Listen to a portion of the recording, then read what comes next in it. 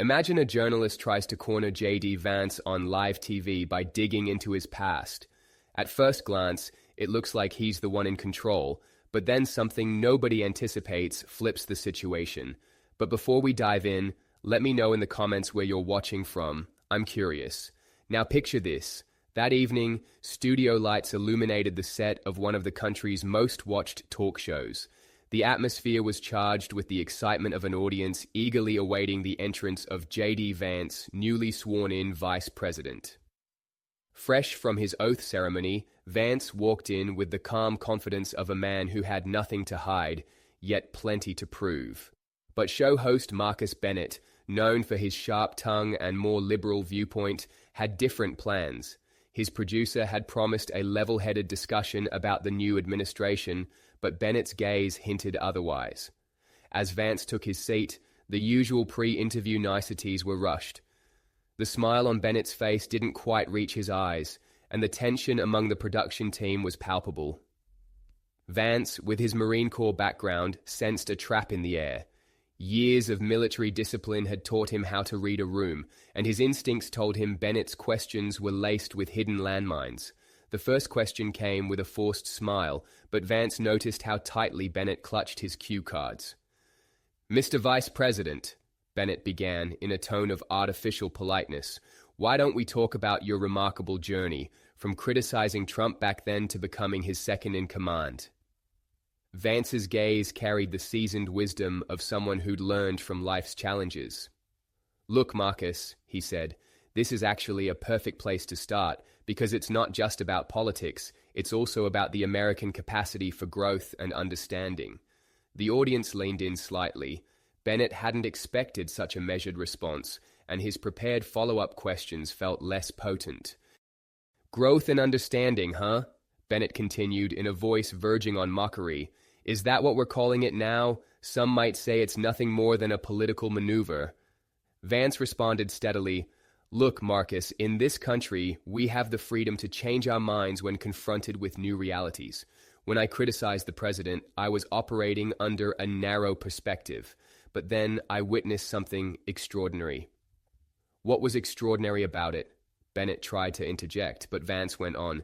"I saw policies that were genuinely helping the forgotten Americans. I saw it with my own eyes." Bennett's expression tightened slightly. Vance noticed it and pressed on. "Let me ask you something, Marcus. Have you ever changed your opinion on something important? Have you ever been honest enough to admit you were mistaken at first?" Bennett paused, just for a moment. "We're here to talk about your changes, Mr. Vice President, not mine," he said, scanning his cards in an obvious effort to steer the discussion toward his attack questions. "Since we're on the subject of change," the host continued, shifting gears, "how about your recent speech at the National Prayer Breakfast? You spoke of divine guidance in governmental decisions. Isn't that a risky way to blur the line between church and state?" Some in the audience shuffled uneasily. Bennett had touched on a sensitive area, yet Vance remained calm, as though he'd anticipated this question. "You said I referred to divine guidance. In reality, I was highlighting how our founding fathers grasped the value of moral counsel. It wasn't religion they feared, it was tyranny." A small wave of applause came from the crowd. Bennett, raising his voice a notch, pressed on. "We live in a modern, diverse society, Mr. Vice President, so—" But Vance gently interrupted him. "Let me finish.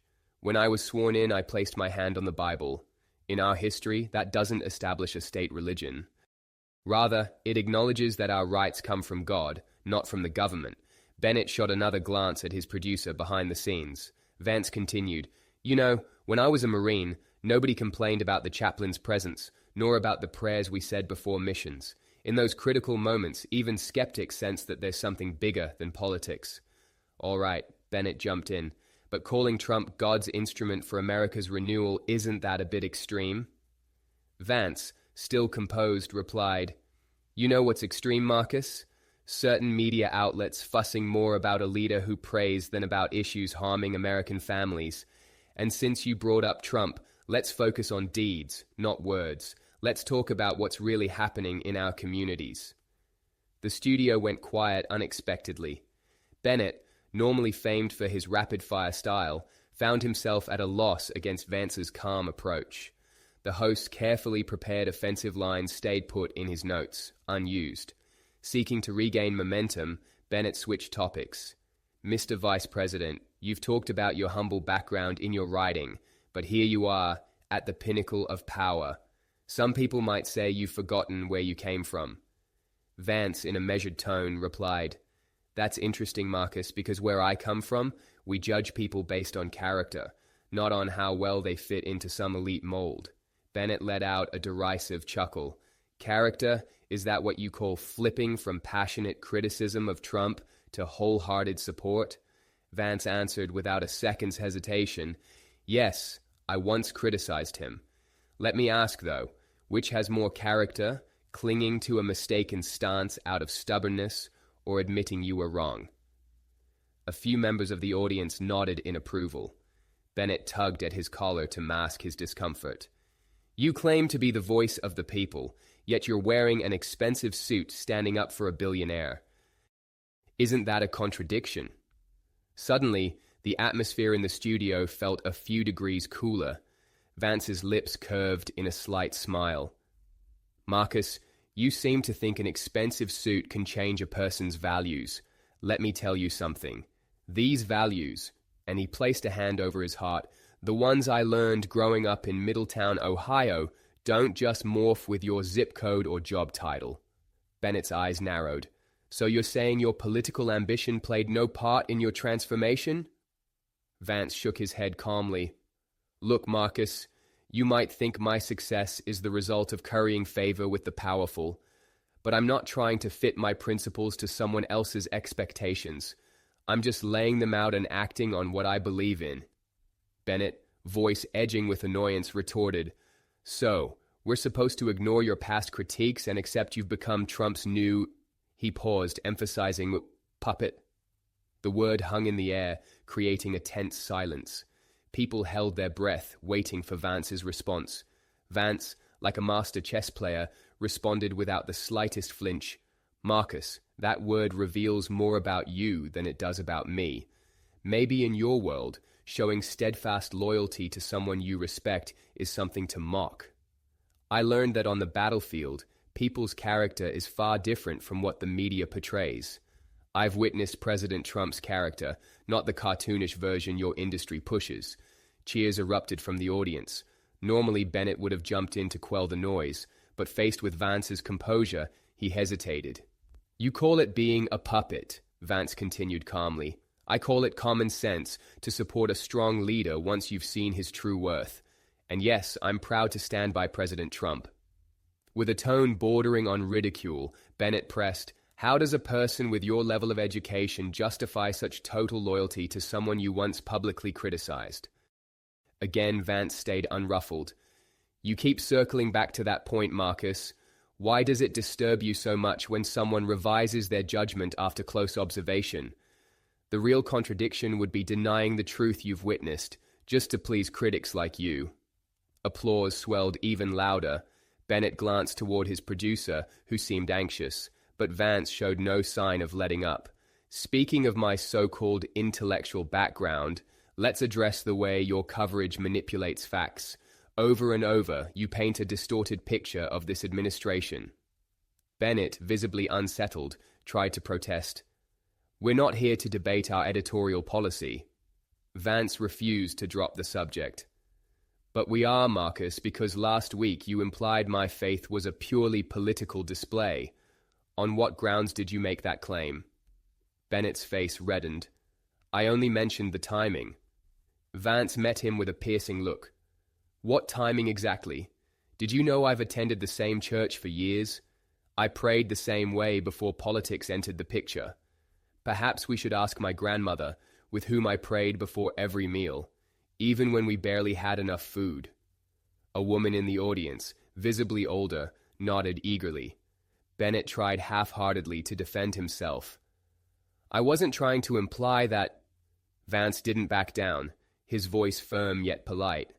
"Marcus, feel free to question my politics or disagree with my decisions, but when you treat my faith like a campaign prop, you're not just attacking me, You're attacking millions of Americans who cherish their faith." The silence in the studio was palpable. Bennett returned to his notes. "Then let's move on to your latest statements."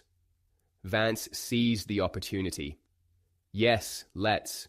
For example, your claim that those clinging to traditional values are stuck in the past. Do you really believe that, Marcus? That people who go to church on Sundays, care about family, and love their country are relics?" This remark silenced the studio entirely. Bennett's face gave away his growing anger. The plan he had so meticulously devised was unraveling on live TV.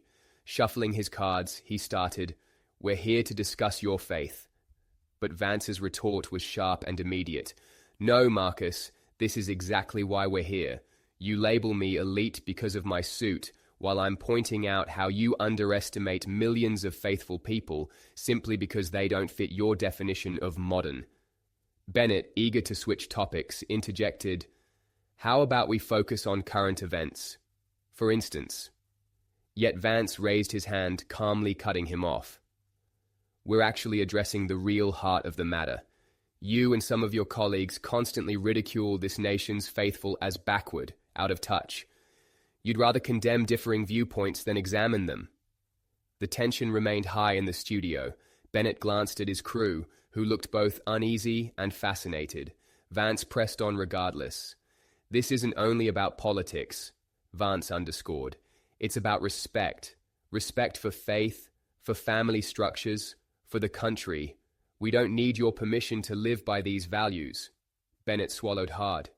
"You invited me here intending to undermine me by targeting my faith and my support for Trump," Vance said, turning briefly toward the audience. "But the real issue is that you're uneasy when someone from the other side stands firm, unaffected by your stereotypes. It's not about me being able to walk through fancy halls or having a Yale law degree. It's about proving that the outdated profile you're painting doesn't hold water." Bennett tried to formulate a rebuttal, but each of Vance's words seemed to amplify the audience's interest. "Most of your accusations rely on assumptions," Vance continued. "You label me old-fashioned for praying and call me a puppet for supporting Trump. But I'd argue that true puppetry is failing to acknowledge reality because you're stuck behind someone else's agenda." Some people in the crowd applauded. Others shouted, "Go on!" Bennett, clearly cornered, had no easy comeback. The host made one last push. "Doesn't this stance risk alienating you from the intellectual circles you once praised? Think about it. Some of these very people applauding you today were the same who once criticized your writing." Vance smiled. "That's exactly where you're wrong, Marcus. If I were scared of contradicting myself, I would never have taken this path. Sticking to a view that no longer fits the evidence, just to meet certain expectations, would be the real dishonesty. And remember, true intellectual tradition means letting go of prejudice and accepting the facts before you." Tension in the studio was high. Bennett resorted to the toughest question he had saved for last. "What about those negative impressions you had when you first met Trump? Your criticisms then were quite severe. Now you've completely changed. What happened?" Vance maintained his measured tone. "Do you honestly believe it's wrong for someone to revise their perspective in light of new information? I witnessed President Trump's dedication to this country firsthand. He can be blunt, sure, but his words and his policies align. Ignoring that would mean clinging to pure bias." The applause revived and filled the studio. Bennett took a quick glance backstage, seeing the producer look frazzled. They were clearly over time, but Vance was still in full control. "Some in the media," Vance said, "just keep repeating what they want people to believe. I decided not to fall for it. You might call it hypocrisy. I call it refusing to deny the truth I've experienced." The audience's applause swelled again. Bennett looked on, fully aware that the momentum was now entirely with Vance. "Mr. Vice President," Bennett said, trying to sound composed, "not everyone shares your faith. There are also people dedicated to secular values, and that doesn't necessarily mean they question your personal beliefs." Vance nodded slowly. "No one is forced to share the same faith, but dismissing or belittling believers, or portraying faith as a political tool, is another matter. The problem isn't critique, it's the lack of respect. Bennett, struggling to rein in his frustration, went on, "In some of our broadcasts we suggested you suddenly embraced religion during election season. But that was just to challenge the sincerity of your beliefs." Vance's voice took on a firmer edge. "Faith and prayer aren't things you flaunt for show, and accusing people like me, who genuinely hold these values, only reveals your own prejudices." Folks in the studio nodded in agreement, leaving Bennett looking more cornered than ever. Casting another look toward the control booth, Bennett realized they were far past their allocated time. "I think we're out of time," he muttered. Rising from his seat, Vance offered a faint smile. "Yes, looks like it," he said. "But before I go, there's one last thing I want to say to the viewers." Turning toward the camera, his expression grew solemn, yet determined. "What you saw today is more than a single interview or a journalist's attempt to corner me. It's about principle. Don't be ashamed of your faith. Don't shy away from loving your family. Standing up for your country in a genuine sense is the real triumph." The studio fell silent. Vance raised his voice a bit more. "They attacked me, they criticized me, and made cutting remarks. But I didn't back down. Because faith, family, and freedom aren't just slogans, they're the foundation of this nation. That's why I won't apologize for them." Bennett fidgeted with his cue cards, apparently lost for words. Vance left the stage to thunderous applause. Finally, Vance turned back to address the camera in a steady yet resonant tone. "I invite all of you to be bold. When the media or any other group goes after your beliefs, don't hesitate to speak up. Remember, our character shouldn't shift based on applause or jeers. It's about who we are and what we stand for." As he finished, the crowd rose in a standing ovation that shook the studio. Bennett, still holding the remnants of his failed ambush, had no moves left. Although he hoped to wrap up the show on his own terms, his producer had already signaled they were done. Vance exited amid applause, carrying himself with the dignified stance he'd demonstrated all along. "Sometimes the best response to arrogance is a dignified stance," he said, wrapping it up. "And the strongest rebuttal to bias is truth itself. If this story has inspired you to stand firm in your faith and values, make sure to like and subscribe. Always remember, family, faith, and freedom are the values most worth defending. God bless you all, and may God watch over this great nation."